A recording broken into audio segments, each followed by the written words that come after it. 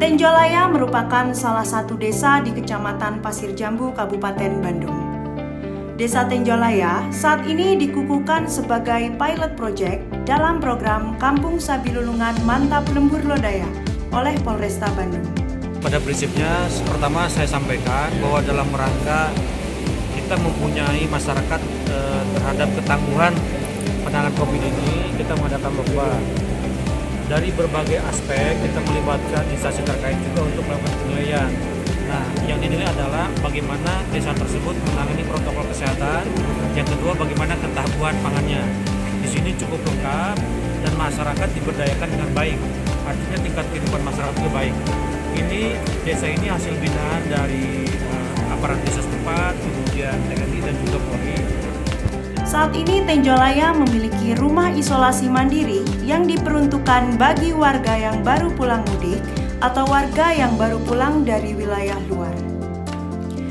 Ini ada rumah yang disiapkan oleh Pak Kades yang dibina dengan Babin Kaptimas, Babinsa dan Wasek dan Rami ya. Ini kekompakan antara warga, mana kepala desa juga menyiapkan rumah isolasi bagi mereka yang ada gejala. Di desa ini terdapat UMKM pembuatan ijuk untuk sapu lidi yang dikirim hingga ke luar negeri.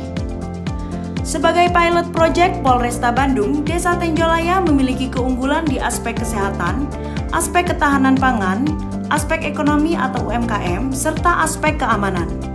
Abdi mangrupikeun salah sawios kepala desa di Desa Tenjolaya Kecamatan Pasir Jambu.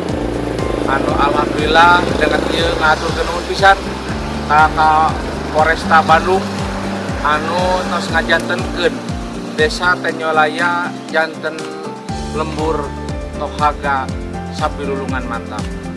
Dinilai dari aspek ketahanan pangan, aspek sosial dan ekonomi, secara global Desa Tenjolaya memiliki kriteria yang baik. Terima kasih, saya selaku masyarakat telah menjadikan kampung kami sebagai lembur tohaga sabilulungan mantap.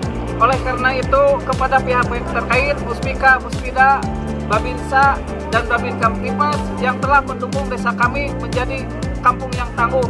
Lembur tohaga sabilulungan mantap!